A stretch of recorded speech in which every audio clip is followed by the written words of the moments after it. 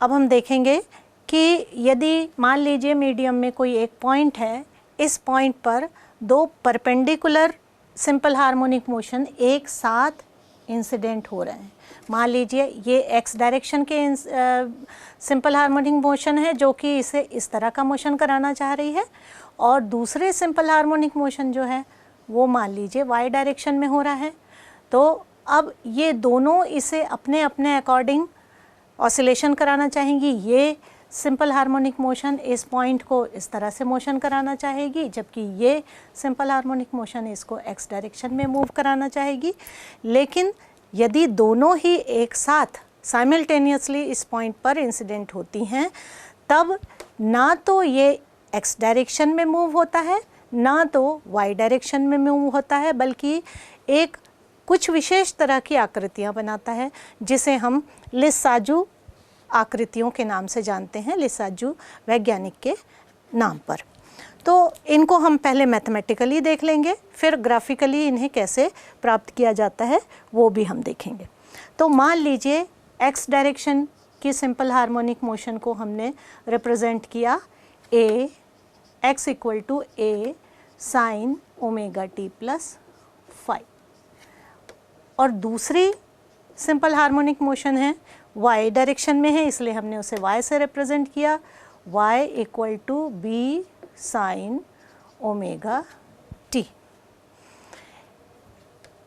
First equation से हमें मिला x by A equal to sine omega T cos phi plus cos omega T sine phi, जबकि दूसरे equation से हमें प्राप्त हुआ है y by B equal to sine omega T, जिसे हम जिस इक्वेशन के द्वारा हम कॉस ओमेगा टी की वैल्यू भी प्राप्त कर सकते हैं। हम जानते हैं cos omega T equal to under root 1 minus sine square omega T होता है, तो इसलिए कॉस ओमेगा टी की वैल्यू ये हमें प्राप्त हो जाएगी। तो इन दोनों वैल्यू को हम इस इक्वेशन में रखेंगे तो हमें जो इक्वेशन प्राप्त होगा वो है X square by A square plus Y square by B square minus 2xy by A B cos phi equal to sine square phi. अब आप ये देख सकते हैं कि ये जो हमें इक्वेशन प्राप्त हुआ है ये एक एलिप्स का इक्वेशन है, लेकिन इसके बाद भी ये फाई जो है यहाँ पे फाई की वैल्यू अलग अलग होती है, तो अलग अलग आकृतियों का रूप धारण करता है। ये इक्वेशन अलग अलग आकृतियों के लिए होता है और इस प्रकार हम देखेंगे लिसाजू आकृति कब और कैसी बनती है। तो सबसे पहले हम देखेंगे आइए कि जब ये कलांतर फाई की वैल्यू जब ज़ीरो होती है, अर्थात ये जो दोनों तरंगें आ रही हैं इस बिंदु पर ये दोनों समान कला में हैं या इनके बीच कलांतर शून्य है, तब क्या होगा।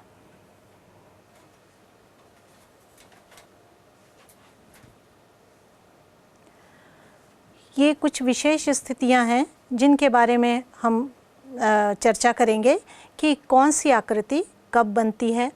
तो बच्चों जो हमने इक्वेशन देखा है उसमें फाई की अलग अलग वैल्यू रख करके हम आकृतियाँ कब कैसी प्राप्त होंगी उसे हम ज्ञात कर सकते हैं। मान लीजिए दोनों सरल आवर्त गतियों में कलांतर शून्य है, अर्थात दोनों ही सेम फेज में हैं, तब आपने देखा कि ये एक्स समीकरण का रूप हो जाएगा X square by A square plus Y square by B square minus 2xy by A B equal to zero, क्योंकि हमने कॉस फाई की वैल्यू यहाँ पे 1 रख दी है और साइन फाई की वैल्यू 0 रख दी है। तो इसको यदि हमने सॉल्व किया तो आप देख सकते हैं कि ये एक सरल रेखा का या स्ट्रेट लाइन का इक्वेशन है। तो मान लीजिए इसमें हमने a इक्वल टू बी रख दिया। जो इक्वेशन हमें प्राप्त हुआ था उसमें पहली सरल आवर्त गति का आयाम हमने लिया था a, दूसरी सरल आवर्त गति का आयाम हमने लिया था b।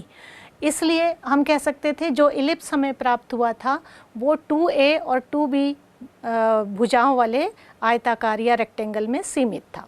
अब मान लीजिए हमने ए और बी को दोनों सेम ले लिया, तो ये हमें एक सरल रेखा प्राप्त होगी जो कि दोनों ही अक्षों से 45 डिग्री के एंगल पर झुकी होगी।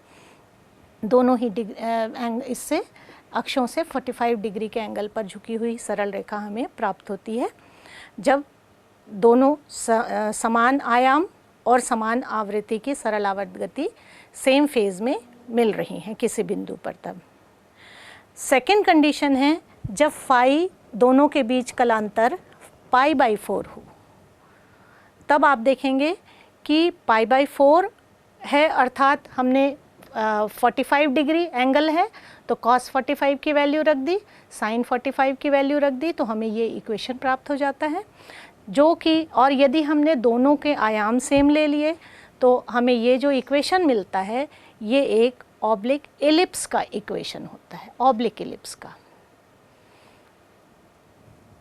Now third condition is when phi is π/2, अर्थात दोनों सरल आवर्त गतियों के बीच यदि π/2 का कलांतर है तब ये इक्वेशन हमें प्राप्त होता है।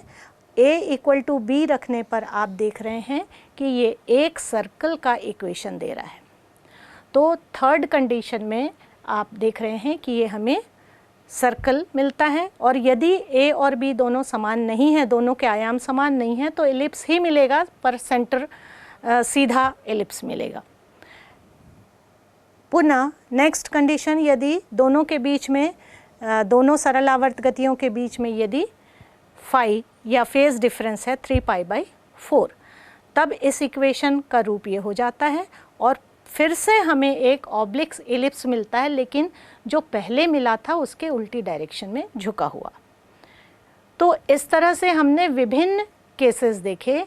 पहले में हमें स्ट्रेट लाइन मिली जब दोनों सेम फेज में मिल रही हैं सरल आवर्त गतियाँ किसी बिंदु पर।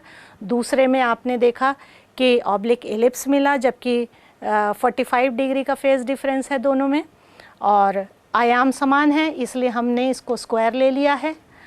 यहाँ पर भी सभी जगह हमने स्क्वायर में बनाया है। 2a भुजाओं वाले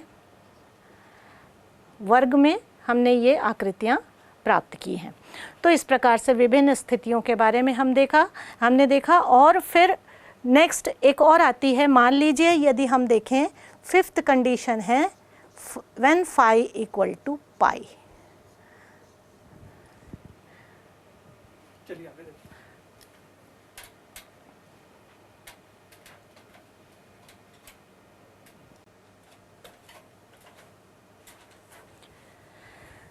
तो जब दो सरल आवर्त गतियों के बीच में कलांतर पाई होता है तब जो प्राप्त हमें इक्वेशन था उसका ये रूप हो जाता है x² + y² + 2xy/ab = 0। या इसको हम सॉल्व करें तो लिख सकते हैं x/a + y/b² या y = -bx/a। ये भी एक स्ट्रेट लाइन का इक्वेशन है, लेकिन ये स्ट्रेट लाइन जो है वो आप देख रहे हैं यहाँ माइनस चिन्ह है, इसलिए ये सेकंड क्वाड्रेंट और फोर्थ क्वाड्रेंट में स्थित होगी। तो जो पूर्व में प्राप्त थी वो फर्स्ट और थर्ड क्वाड्रेंट में हमको स्ट्रेट लाइन मिल रही थी। अब ये लाइन मिलना और एलिप्स मिलना, इन सब का अर्थ क्या है? इन सब का अर्थ ये है कि जो दोनों सरल इस पॉइंट पर, ये जो दो सरल आवर्त गतियां हमने अध्यारोपित की थीं, ये इस बिंदु को कैसे विस्थापित कर रही हैं, ये डिपेंड करता है इन सभी फेज डिफरेंसेस पर कि जब ये दो सिंपल हार्मोनिक ऑसिलेशंस के बीच में फेज डिफरेंस फाई = 0 होगा तब ये एक सरल रेखा में गति करेगा। जब फाई = π/4 होगा तब ये एक इस तरह से सर्कल में गति करेगा, उसका विस्थापन एक एलिप्स के फॉर्म में होगा। जब π/2 का फेज डिफरेंस होगा तब ये एक सर्कल के फॉर्म में गति करेगा।